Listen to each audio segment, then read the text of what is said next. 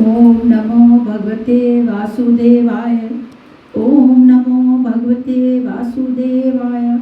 ओम नमो भगवते वासुदेवाय। नमस्कार सबको। कल हमने भगवद गीता का प्रथम अध्याय पढ़ा था और आज हम शेष हिस्सा पढ़ने जा रहे हैं। तो आगे बढ़ने से पहले हम प्रथम अध्याय के पहले भाग में जो बताया गया है उसका हम थोड़ा विवरण करेंगे, फिर हम उसके बाद आगे बढ़ेंगे। प्रथम अध्याय में कल हमने बताया था कि शरीर एक क्षेत्र है और हृदय हमारा देश, जिसमें कि दो किस्म की समता वास करती है, दैवी और दूसरी आसुरी। जहाँ मनुष्य के शरीर में दैवी समता वास करती है तो हमारा शरीर धर्म क्षेत्र हो जाता है। इसके विपरीत जब आसुरी समता वास करती है तो वही शरीर हमारा कुरुक्षेत्र होता है। दैवी संपत्ति को अधीन करने वाला अनुराग ही है जो कि अर्जुन है। कौरवों की तरफ से युद्ध की घोषणा के लिए नगाड़े बजाएंगे और पांडवों की तरफ से श्री कृष्ण जी ने अपना अलौकिक पंचजन्म चक्र बजाकर युद्ध की घोषणा की। तो चलिए हम आगे बढ़ते हैं। जय गुरुदेवा, जय गुरुदेव, जय गुरुदेवा, जय गुरुदेव, जय गुरुदेवा, जय गुरुदेव, जय गुरुदेवा, जय गुरुदेव, जय गुरुदेवा, जय गुरुदेव, जय गुरुदेवा, जय गुरुदेव। चलिए हम आगे बढ़ते हैं। व्यानक कर्म वाले भीमसेन ने प्रोण अर्थात प्रीति नामक महाशंख बजाया। भाव का उद्गम और निवास स्थान हृदय है, इसलिए इसका नाम वृकोदर है। आपका भाव लगाव बच्चे में होता है, किंतु वस्तुतः वह लगाव आपके हृदय में है जो बच्चे में जाकर मूर्त होता है। ये बात अथाह और महान बलशाली है। उसने प्रीति नामक महाशंख बजाया। भाव में ही प्रीति निहित है, इसलिए भीम ने पूर्ण रूप प्रीति नामक महाशंख बजाया। भाव महान बलवान है, किंतु प्रीति संचार के माध्यम से। हरि व्यापक सर्वत्र समाना, प्रेम ते प्रकट हो ही में जाना। ये पंक्तियां रामचरितमानस से ली गई हैं। अनंत विजम राजा कुंती पुत्रो युधिष्ठिरा, नकुल सहदेवश्रेय सुघोषमणि पुण्यको पुष्पको। कुंती पुत्र राजा युधिष्ठिर ने अनंत विजय नामक शंख बजाया।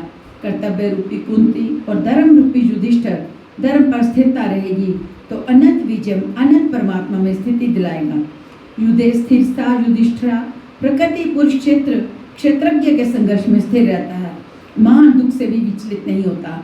तो एक दिन जो अनंत है, जिसका अंत नहीं है, वह है परमत्व परमात्मा, उसी पर विजय दिला देता है। नील रूपी नकल ने सुघोष नामक शंख बजाया। ज्यों ज्यों नियम उन्नत होगा, अशुभ का शमन होता जाएगा, शुभ घोषित होता जाएगा। सत्संग रूपी सहदेव ने मुनिपुष्यक नामक शंख बजाया। मनुष्यों ने प्रत्येक श्वास को बहुमूल्य मणि की संज्ञा दी है। तेरी हीरा जैसी श्वास बातों में बीती जाए। बिंदु एक सत्संग तो वह जो आप सत्पुरुषों की वाणी से सुनते हैं, किंतु यथार्थ सत्संग आंतरिक है। श्री कृष्ण के अनुसार आत्मा ही सत्य है, सनातन है। चित्त सब ओर से सिमटकर आत्मा की संगत करने लगे, यही वास्तविक सत्संग है। ये सत्संग चिंतन, ध्यान और समाधि के अभ्यास से संपन्न होता है। ज्यों ज्यों सत्य के सानिध्य में सुरत टिकती जाएगी, त्यों त्यों एक एक श्वास पर निरंतर मिलता जाएगा। मन सहित इंद्रियों का निरोध होता जाएगा। जिस दिन सर्वथा निरोध होगा, निरोग होगा, वस्तु प्राप्त हो जाएगी। वाद्य यंत्रों की तरह चित्त का आत्मा के स्वर में स्वर मिलाकर संगत करना ही सत्संग है। ब्रह्ममणि कठोर है, किंतु श्वास मणि पुष्प से भी कोमल है। पुष्प तो विकसित होने या टूटने पर कोमलाता है, किंतु आप अगले श्वास तक जीवित रहने की गारंटी नहीं दे सकते। किंतु सत्संग सफल होने पर प्रत्येक श्वास पर नियंत्रण दिलाकर परम लक्ष्य की प्राप्ति करा देता है। इसके आगे पांडवों की कोई घोषणा नहीं है, किंतु प्रत्येक साधन कुछ न कुछ निर्मलता के पथ में दूरी तय कराता है। आगे कहते हैं, काश्यश्रेय परमेश्वासा शिखंडी चा महारथा दृष्ट ध्रुमो विराटश्र सत्याईक्षा पराजिता। काया रूपी काशी पुरुष जब सब ओर से मन से इंद्रियों को समेट कर काया में ही केंद्रित करता है तो परमेश्वासा परम ईश में वास का अधिकारी हो जाता है। परम ईश में वास दिलाने में सक्षम काया ही काशी है। काया में ही परम ईश का निवास है। परमेश्वास का अर्थ श्रेष्ठ धनुष वाला नहीं बल्कि परम प्लस ईश प्लस वास अर्थात परम ईश्वास।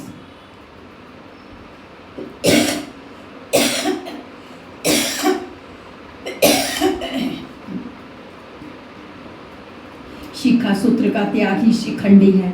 आज का लोग सिर के बाल कटा लेते हैं और सूत्र के नाम पर गले को जनेऊ हटा लेते हैं, अग्नि जलाना छोड़ देते हैं, हो गया संन्यास उनका। नहीं, वस्तुतः शिखा लक्ष्य का प्रतीक है जिसको अपना पाना है और सूत्र है संस्कारों का। जब तक आगे परमात्मा को पाना शेष है, पीछे संस्कारों का सूत्र पात्र लगा हुआ है, तब तक त्याग कैसा, संन्यास कैसा। अभी तो चलने वाले पथिक हैं। जब प्राप्तव्य प्राप्त हो जाए, पीछे लगे हुए संस्कारों की डोर कट जाए, ऐसी अवस्था में ब्रह्म सर्वथा शांत हो जाता है।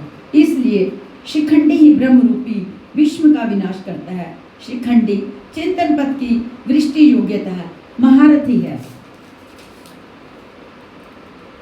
दृष्ट ध्रुव दृढ़ और अचल मन तथा विराट सर्वत्र विराट ईश्वर का प्रसार देखने की क्षमता इत्यादि दैवी संपत्ति के प्रमुख गुण हैं।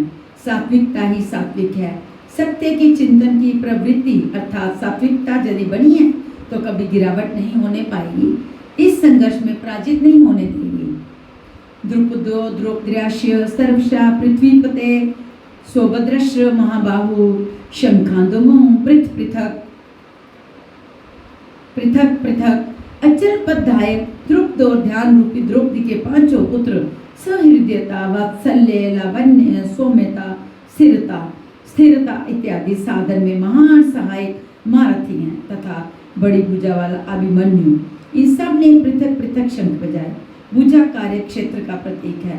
जब मन भय से रहित हो जाता है तो उसकी पहुंच दूर तक हो जाती है। हे राजन, इन सब ने अलग अलग शंख बजाए, कुछ न कुछ दूरी सभी तय कराते हैं। इनका पालन आवश्यक है, इसलिए इनके नाम गिनाओ। इसके अतिरिक्त कुछ दूरी ऐसी भी है जो मन बुद्धि से परे है। भगवान स्वयं ही अंतःकरण में विराज कर तय कराते हैं। इधर दृष्टि बनकर आत्मा से खड़े हो जाते हैं और सामने स्वयं खड़े होकर अपना परिचय करा देते हैं। सा घोषो दातराष्ट्राना हृदयानि व्यधारयत नवश्र पृथ्वीं चैव तुमुलो व्यनुनाद्यन। उस घोष शब्द ने आकाश और पृथ्वी को भी शब्दायमन करते हुए धृतराष्ट्र पुत्रों के हृदय विदीर्ण कर दिए। सेना तो पांडवों की ओर भी थी, किंतु हृदय विदीर्ण हुए धृतराष्ट्र पुत्रों के वस्तुता अजन्य दैवी शक्ति पर अधिपत्य अनंत पर विजय अशुभ का शमन और शुभ की घोषणा धारावाही होने लगे। तो कुरुक्षेत्र आसुरी संपत्ति बहिर्मुखी प्रवृत्तियों का हृदय विदीर्ण हो जाएगा। उनका बल शनै शनै क्षीण होने लगता है। सर्वथा सफलता मिलने पर मोहमयी प्रवृत्तियां सर्वथा शांत हो जाती हैं। अर्थव्यवस्थिता दष्टवा दातराष्ट्रा कपिध्वजा प्रवृत्ते शस्त्र संपाते धनुर्दम्य पांडवा हर्षिकेशं तथा वाक्य मितामहा महीपते। अर्जुन उवाच सेनोरु भयोमर्दय रथम स्थाप्य में अच्युत। संयम रूपी संजय ने अज्ञान से आवृत मन को समझाया कि हे राजन, इसके उपरांत कपिध्वजा वैराग्य रूपी हनुमान वैराग्य ही ध्वज है, जिसका ध्वज राष्ट्र का प्रतीक माना जाता है। कुछ लोग कहते हैं ध्वजा चंचल थी इसलिए कपिध्वज कहा गया, किंतु नहीं। यहाँ कपि साधारण बंदर नहीं, स्वयं हनुमान थे जिन्होंने मान अपमान का हनन किया था। सम्मानीय निरादर आदरहीन मानस पतंजल योग दर्शन में भी है। दृष्टानु शविक विषयी वित्र श्रेणस्य वंशीकार संज्ञा वैराग्यम अर्थात प्रकृति की देखी सुनी वस्तुओं से विषयों से राग का त्याग ही वैराग्य है। अतः वैराग्य ही जिसकी ध्वजा है, उस अर्जुन ने व्यवस्थित रूप से धृतराष्ट्र पुत्रों को खड़े देखकर शस्त्र चलने की तैयारी के समय धनुष उठाकर ऋषिकेशम जो हृदय के सर्वज्ञाता है उन योगेश्वर श्री कृष्ण से ये वचन कहा, हे अच्युत जो कभी च्युत नहीं होता, मेरे रथ को दोनों सेनाओं के बीच खड़ा करिए। यह सारथों को दिया गया आदेश नहीं, इष्ट सदगुरु से की गई प्रार्थना है, किस लिए खड़ा करें। जब देतांतरिक्षे हम योद्ध कामना अवस्थितान कैमर्यासैं योद्धव्य मसीमन रण समुद्र में, जब तक मैं स्थित हुए युद्ध की कामना वालों को अच्छी प्रकाश देख न लूं, तब तक इस युद्ध के उद्योग में मुझे किन किन के साथ युद्ध करना योग्य है, इस युद्ध व्यापार में मुझे किन किन के साथ युद्ध करना है। योत्स्यमाना वेक्षे अहम यो एतेत्र समागता दात राष्ट्रस्य दुर्बुद्धे धीरे धीरे प्रिय चिकीश श्रव दुर्बुद्धि दुर्योधन का युद्ध में कल्याण चाहने वाले जो राजा लोग इस सेना में आए हैं, उन युद्ध करने वालों को मैं देखूंगा, इसलिए खड़ा करें। मोह रूपी दुर्योधन, मोह में प्रवृत्तियों का कल्याण चाहने वाले जो राजा इस युद्ध में आए हैं, उनको मैं देखूं। संजय उवाच एवं मुक्तो हशिकेशो गुणाकेशन भारत सेनयोरु भयोमर्धये स्थापयित्वा रथोत्तमं विष्णुद्रोण प्रमुक्ता सर्वेशा च महीक्षिताम् उवाच पार्थ पशयिता न समवेता न कुरुनीति। संजय बोला, निर्धा जी अर्जुन द्वारा इस प्रकार को कहे जाने पर हृदय के ज्ञाता श्री कृष्ण ने दोनों सेनाओं के बीच विष्णु द्रोण और महीक्षिताम शरीर रूपी पृथ्वी पर अधिकार जमाए हुए संपूर्ण राजाओं के बीच उत्तम रथ को खड़ा करके कहा, पार्थ इन इकट्ठे हुए कौरवों को देखा, यहाँ उत्तम रथ सोने चांदी का रथ नहीं है। संसार में उत्तम की परिभाषा नश्वर के प्रति अनुकूलता प्रतिकूलता से की जाती है। ये परिभाषा अपूर्ण है। जो हमारे आत्मा हमारे स्वरूप का सदैव साथ दे वही उत्तम है, जिसके विषय अनुतम मलिनता ना हो। तथा पश्यति तथा अन्य पार्थ पितृन पितामहान आचार्य मातुलान भात्र न पुत्रा न पोत्रा न सखी सतथा क्षरुरा न सुहृदय शैव सैन्यो रुग योरूपी। इसके बाद अचूक लक्ष्य वाले पार्थिव शरीर को रथ बनाने वाले पार्थ ने उन दोनों सेनाओं में स्थित पिता के भाइयों की, पितामहों की, आचार्यों की, मामाओं की, भाइयों की, पुत्रों को, पुत्रों को, मित्रों को, श्वसनों को और सुहृदयों को देखा। दोनों सेनाओं में अर्जुन को केवल अपना परिवार, मामा का परिवार, ससुराल का परिवार, सुहृदय और गुरुजन दिखाई पड़े। महाभारत काल की गणना के अनुसार 18 अक्षयहिणी लगभग 40 लाख के समक्ष होता है, किंतु प्रलिखित गणना के अनुसार 18 अक्षयहिणी 6.5 अरब के लगभग होता है, जो आज के विश्व की जनसंख्या के समकक्ष है। इतने मात्र के लिए यदा कदा विश्व स्तर पर आवास और खाद्य समस्या बन जाती है। इतना बड़ा जनसमूह अर्जुन के 3-4 रिश्तेदारों का परिवार मात्र था। क्या इतना बड़ा भी किसी का परिवार होता है? कदापि नहीं। ये हृदय देश का चित्रण है। तान समीक्ष्य स कौन्तेय सर्वान् बंधु नमस्थितान् कृपया पर्याविष्टो विषिदत्रिधम भभृत। इस प्रकार खड़े हुए उन संपूर्ण बंधुओं को देखकर अत्यंत करुणा से आवृत ये कुंती पुत्र अर्जुन शोक करता हुआ बोला। अर्जुन शोक करने लगा क्योंकि उसने देखा कि ये सब तो अपना परिवार ही है। अतः बोला, अर्जुन उवाच दष्टवेमं स्वजन कृष्ण युजुत्सं समुपस्थितं सिद्धन्ति मम गात्राणि मुखं च परिशुष्यति विपशुश्र शरीरे में रोमहर्षे जायते। हे कृष्ण, युद्ध की इच्छा वाले खड़े हुए स्वजन समुदाय को देखकर मेरे अंग शिथिल हुए जाते हैं, मुख सूखा जाता है और मेरे शरीर में कंपकी तथा रोमांच हो रहा है। इतना ही नहीं, गांडीव संसते हस्ता तत्व कवै कचैव परिदहाते न च शक्नो अम्यवस्थातुम ब्रह्मतीव च मे नना। हाथ से गांडीव गिरता है, त्वचा भी जल रही है। अर्जुन को ज्वर सा हो आया, संतप्त तो उठा कि ये कैसा युद्ध है जिसमें स्वजन ही खड़े हैं। अर्जुन को ऐसा भ्रम हो गया। वह कहता है, अब मैं खड़ा रह पाने में भी अपने को असमर्थ पा रहा हूँ, अब आगे देखने की सामर्थ्य नहीं है। तो आपने सुना है अर्जुन इस समय कितना कमजोर पड़ रहा है अपने स्वजनों को देखकर, अपने रिश्तेदारों को देखकर। युद्ध में शुरू में भी बताया गया था कि अर्जुन जो है अनुराग का नाम है। निमित्तानि सुखानि च पश्यामि विपरीतानि केशव न च श्रेयो अनुपश्यामि हत्वा स्वजन महावीर। हे केशव, इस युद्ध का लक्ष्य में विपरीत देखता हूँ। युद्ध में अपने कुल को मारकर परम कल्याण भी नहीं देखता हूँ। कुल को मारने से कल्याण कैसे होगा? न कांक्षे विजयम कृष्ण न च राज्यम सुखानि च कीनो राजेन गोविंद की भोगे जीवितेन वा। संपूर्ण परिवार युद्ध के मुहाने पर है। इन्हें युद्ध में मारकर विजय से मिलने वाला राज्य और राज्य से मिलने वाला सुख अर्जुन को नहीं चाहिए। मैं कहता है कृष्ण, मैं विजय नहीं चाहता, राज्य तथा सुख भी नहीं चाहता। गोविंद, हमें राज्य या भोग अथवा जीवन से भी क्या प्रयोजन है? क्यों इस पर कहता है ये सामर्थ्य कांडिक्षतम नो राज्यम भोगा सुखानि च ताइमेव स्थिता युधे प्राणा सत्य कत्वाधनानि च। हमें जिसके लिए राज्य भोग और सुख अधिक इच्छित है, वही परिवार जीवन की आशा त्याग कर युद्ध के मैदान में खड़े हैं। हमें राज्य इच्छित था तो परिवार को लेकर, भोग सुख और धन की प्यासा थी तो स्वजन और परिवार के साथ उन्हें भोग मिली थी।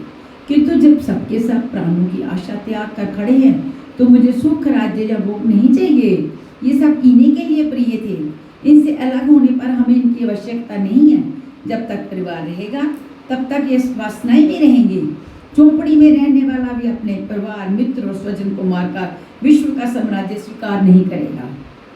अर्जुन भी यही कहता है कि हमें भोग प्रिय थे, विजय प्रिय थी, किंतु जिनके लिए थी, जब यही नहीं रहेंगे तो भोगों से क्या प्रयोजन? इस युद्ध में मारना किसे है? आचार्य पित्रा पुत्रास्थ देवा च पितामहा मातुला श्वशुरा पोत्रा श्याला संबंधी सतथा। इस युद्ध में आचार्य, ताऊ, चाचे, लड़के और इसी प्रकार दादा, मामा, श्वशुर, पोते, साले तथा समस्त संबंधी तो हैं। तो मारना है तो हमने किसको मारना है? एतांत हंतु मिच्छामि धन तो अपि मधुसूदन अपि त्रैलोक्या राजस्य हेतु किम नु महि कृते। हे मधुसूदन, मुझे मारने पर भी अर्थात तीनों लोगों के राज्य के लिए भी मैं सबको मारना नहीं चाहता। फिर पृथ्वी के लिए कहना ही क्या है? 18 अक्षयिणी सेना में अर्जुन को अपना परिवार ही दिखाई पड़ा। इतने अधिक स्वजन वास्तव में क्या है? उसका अनुरागी तो है, अनुरागी अर्जुन है। भजन के आराम में प्रत्येक अनुरागी के समक्ष यही समस्या रहती है। सभी चाहते हैं कि वे भजन करें, उस परम सत्य को पालें, किंतु किसी अनुभवी सदगुरु के संरक्षण में कोई अनुरागी जब क्षेत्रज्ञ के संघर्ष को समझता है कि उसे किनसे लड़ना है तो वह हताश हो जाता है। वह चाहता है कि उसके पिता का परिवार, ससुराल का परिवार, मामा का परिवार, सुहृदय मित्र और गुरुजन साथ रहें, सभी सुखी रहे और इन सब की व्यवस्था करते हुए वह परमात्म स्वरूप को प्राप्ति भी कर ले। किंतु जब वह समझता है कि आराधना में अग्रसर होने के लिए परिवार छोड़ना होगा, इन संबंधों का मोह समाप्त करना होगा, तो वह अधीर हो उठता है। पूज्य महाराज जी कहा करते थे, मरना और साधु होना बराबर है।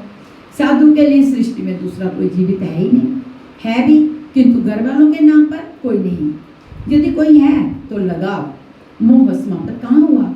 जहाँ तक लगाव है उसका पूर्ण त्याग, उस लगाव के सह अस्तित्व मिटने पर ही उसकी विजय है। उन संबंधों का प्रसार ही तो जगत है, अन्यथा जगत में हमारा क्या है? तुलसीदास कहे, चिद विलास जग भूजत भूजत भूजे। विनय पत्रिका से ली हुई है ये पंक्तियां। मन का प्रसार ही जगत है। योगेश्वर श्री कृष्ण ने भी मन के प्रसार को ही जगत कहकर संबोधित किया है। जिसने इसके प्रभाव को रोक लिया उसने चराचर जगत ही जीत लिया। इहैव त्यजिता सर्गो वेश्या साम्य स्थितम मना। ये पंक्तियां गीता की ही हैं। केवल अर्जुन ही अधीर था ऐसी बात नहीं है। अनुराग सबके हृदय में है। प्रत्येक अनुरागी अधीर होता है, उससे संबंधी याद आने लगते हैं। पहले ये सोचता था कि भजन से कुछ लाभ होगा तो वे सब सुखी होंगे, इनके साथ रहकर उसे भोगेंगे। जब ये साथ ही नहीं रहेंगे तो सुख लेकर क्या करेंगे? अर्जुन की दृष्टि राज्य सुख तक की सीमित थी। वह त्रिलोकी के साम्राज्य को ही सुख की प्रकाष्ठा समझता था। इसके आगे भी और भी कोई सत्य है, इसकी जानकारी अर्जुन को अभी नहीं है। निहत्य धृतराष्ट्राना का प्रीति स्यजनार्दन पापमेवा श्रेयस्मा नहं त्वेताना तत्यानि। हे जनार्दन, धृतराष्ट्र के पुत्रों को मारकर भी हमें क्या प्रसन्नता होगी?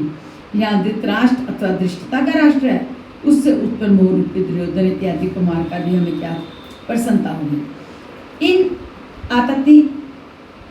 आतताइयों को मारकर हमें पाप ही तो मिलेगा।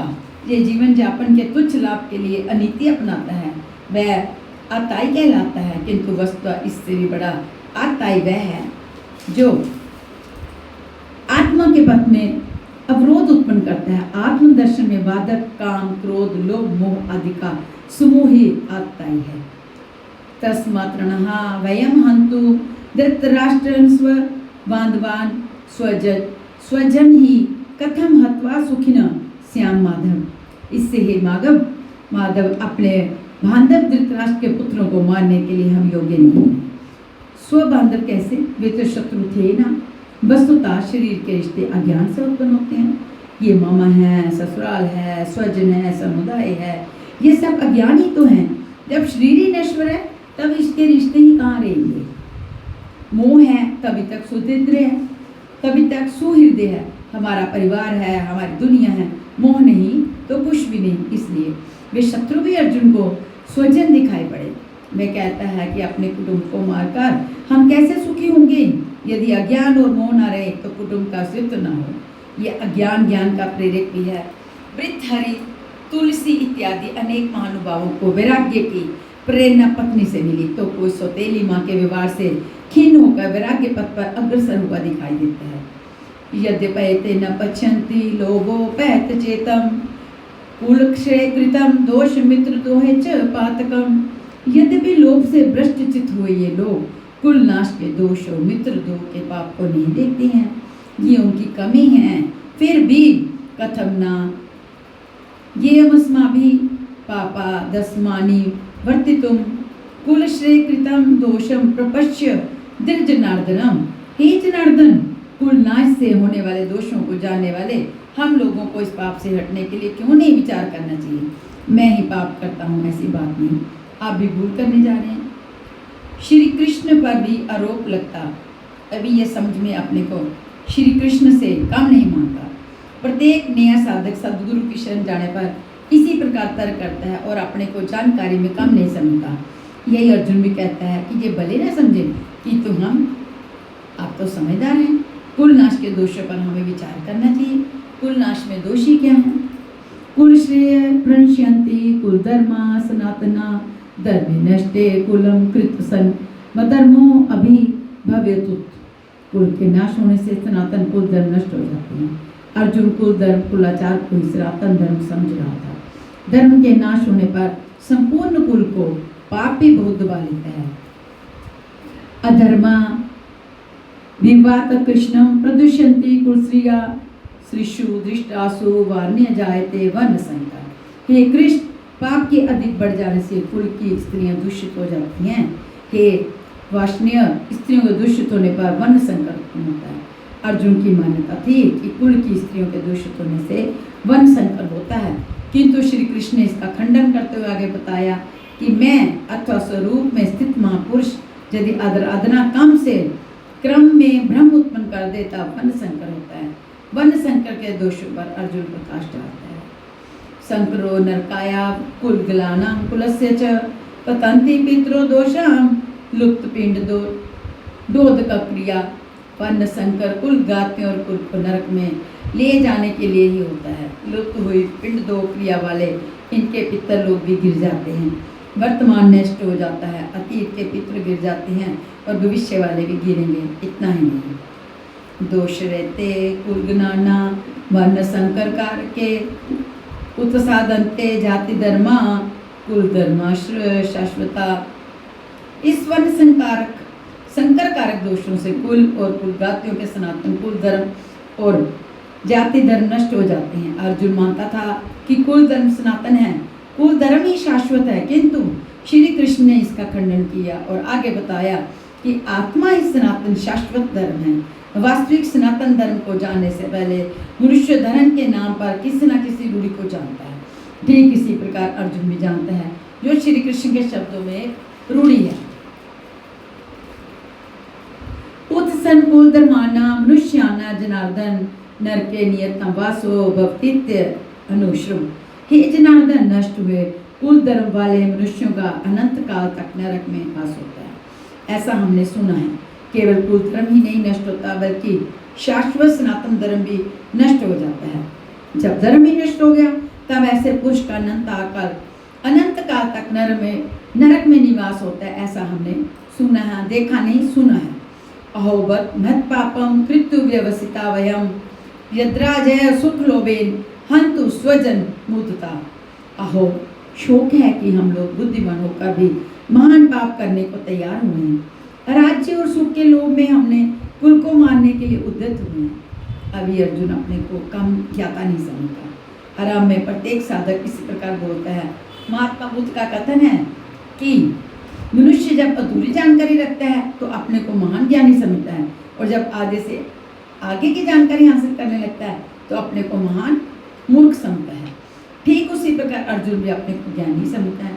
वह श्री कृष्ण को समझाता है कि इस पाप से परम कल्याण हो, ऐसी बात भी नहीं। केवल राज्य और सुख के लोभ में पड़कर हम लोग कुल नाश करने को उद्यत हुए हैं। मान भूल कर रहे हैं, हम ही भूल कर रहे हैं, ऐसी बात नहीं, आप भी भूल कर रहे हैं। एक धक्का श्री कृष्ण को भी दिया। अंत में अर्जुन अपना निर्णय देता है। वो क्या निर्णय है, हम सुना रहे हैं आपको। यदि मां प्रतिकारम शस्त्रम शस्त्रापान्याम धृतराष्ट्ररणे हन्योस्तन्ते स्तन्मे क्षेमत्रम भवेत। यदि मुझ शस्त्र रहित सामना ना करने वाले को शस्त्रधारी धृतराष्ट्र के पुत्र रण में मारे तो उनका ये मारना भी मेरे लिए अति कल्याणकारी होगा। इतिहास तो कहेगा कि अर्जुन समझदार था, जिसने अपनी बलि देकर युद्ध बचा लिया। लोग प्राणों की हुक्ति दे डालते हैं, किंतु बोले वाले मसूम बच्चे सुखी रहे, कुल तो बचा रहे, मनुष्य विदेश चला जाए, वैभव पूर्ण प्रसाद मिले, किंतु 2 दिन बाद उसे अपनी छोटी हुई झोंपड़ी याद आने लगती। मोह इतना प्रबल होता है, इसलिए अर्जुन कहता है कि शस्त्रधारी धृतराष्ट्र के पुत्र मुख ना प्रतिकार करने वाले को रण में मार दे, तब भी वह मेरे लिए अति कल्याणकारी होगा, ताकि लड़के तो सुखी रहें। संजय वाच ए मुक्ता बार्जुन संजय रथोपस्य उपविशत विसृज्य स्पर्शरम चापम शोक संवृत मानसा। संजय बोला कि रणभूमि में शोक से उद्विग्न मन वाला अर्जुन इस प्रकार कहकर बाण से धनुष को त्याग कर रथ के पिछले भाग में बैठ गया, अर्थात क्षेत्रज्ञ के संघर्ष में भाग लेने से पीछे हट गया। निष्कर्ष है कि गीता क्षेत्रज्ञ के युद्ध का निरूपण है। ये ईश्वरीय विभूतियों से संपन्न भगवत स्वरूप को दिखाने वाला गायन है। ये गायन जिस क्षेत्र में होता है वह युद्ध क्षेत्र शरीर है, जिसमें 2 प्रवृत्तियां हैं, धर्म क्षेत्र और कुरुक्षेत्र। इन सेनाओं का स्वरूप और उनके बल का आधार बताया। शंख ध्वनि से उनके पराक्रम की जानकारी मिली। तदंतर जिस सेना को लड़ना है उसका निरीक्षण हुआ। उसकी गणना 18 अक्षयहिनी लग 6.5 अरब कही जाती है, किंतु वस्तुतः वे अनंत हैं। प्रकृति के दृष्टिकोण 2 हैं। एक इष्टोन्मुखी प्रवृत्ति दैव संपद, दूसरी बहिर्मुखी प्रवृत्ति असुरी संपद। दोनों प्रकृति ही हैं। एक इष्ट की ओर उन्मुख करती है, परम धर्म परमात्मा की ओर ले जाती है, और दूसरी प्रकृति में विश्वास दिलाती है। पहली देवी संपद को साध कर असुरी संपद का अंत किया जाता है। फिर शाश्वत सनातन पर ब्रह्म के दिग्दर्शन और उसमें स्थिति के साथ दैवी संपद की आवश्यकता नहीं रह जाती है। युद्ध का परिणाम निकल आता है। अर्जुन को सैन्य निरीक्षण में अपना परिवार ही दिखाई पड़ता है। जिसे मारना है जहाँ तक संभव है उतना ही जगत है। अनुराग के प्रथम चरण में पारिवारिक मोह बाधक बनता है। साधक जब देखता है कि मधुर संबंधों से पारिवारिक मोह बाधक बनता है, साधक जब देखता है कि मधुर संबंधों से इतना विच्छेद हो जाएगा जैसे वे थे ही नहीं, तो उसे घबराहट होने लगती है। स्वजना शक्ति को मारने में उसे अकल्याण दिखाई देने लगता है।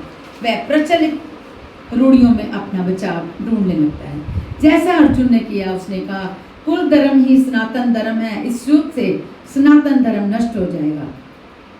कुल की स्त्रियां दूषित होंगी, वर्ण संकर पैदा होगा, जो कुल और कुल घातियों को अनंत काल तक नरक में ले जाने के लिए होता है। अर्जुन अपनी समझ से सनातन धर्म की रक्षा के लिए विकल है। उसने श्री कृष्ण से अनुरोध किया कि हम लोग समझदार होकर भी ये महान पाप क्यों करें, अर्थात श्री कृष्ण भी पाप करने जा रहे हैं। अनंत तो गत्वा पाप से बचने के लिए मैं युद्ध नहीं करूंगा, ऐसा कहता हुआ हताश अर्जुन रथ के पिछले भाग में बैठ गया। क्षेत्रज्ञ के संघर्ष से पीछे हट गया। टीकाकारों ने इस अध्याय को अर्जुन विषाद योग कहा है। अर्जुन अनुराग का प्रतीक है, जबकि शुरू में भी कुछ पंक्तियों में ये बोला गया था। सनातन धर्म के लिए विकल होने वाले अनुरागी का विषाद योग का कारण बनता है। यही विषाद मन्नु को हुआ था। हृदयम बहुत दुख लाग जन्म गयु हरि भक्ति बिनु। ये पंक्तियां रामचरितमानस से ली गई हैं। संचय में पढ़कर ये मनुष्य विषाद करता है। उसे संदेह था कि वर्ण संकर पैदा होगा जो नरक में ले जाएगा। सनातन धर्म के नष्ट होने का भी उसे विषाद था। अतः संचय विषाद योग का सामान्य नामकरण इस अध्याय के लिए उपयुक्त है। अतः ओम तत्सिद्धति श्रीमद्भगवद गीता सुपनिषत्सु ब्रह्म विद्यायां योग शास्त्रे श्री कृष्ण अर्जुन संवादे संचय विषाद योगो नाम प्रथमो अध्याय। इस प्रकार श्रीमद् भगवद गीता रूपी उपनिषद एवं ब्रह्म विद्या तथा योग शास्त्र विषय श्री कृष्ण और अर्जुन के संवाद में संचय विषाद योग नामक प्रथम अध्याय पूर्ण होता है। इति श्री मत परमहंस सप्रमानंदस्य शिष्य स्वामी अर्गणानंद कृते श्रीमद् भगवद गीताया यथार्थ गीता भाष्य संचय विषाद योगो नाम प्रथमो अध्याय। इस प्रकार श्रीमद् परमहंस परमानंद जी के शिष्य स्वामी अर्गणानंद कृत श्रीमद् भगवद गीता के भाष्य यथार्थ गीता में संचय विषाद योग नामक पहला अध्याय पूर्ण होता है। ओम हरि ओम तत्सत। कल हम दूसरा अध्याय शुरू करेंगे। तो आज प्रथम अध्याय हमारा समाप्त होता है। हम विराम चाहेंगे।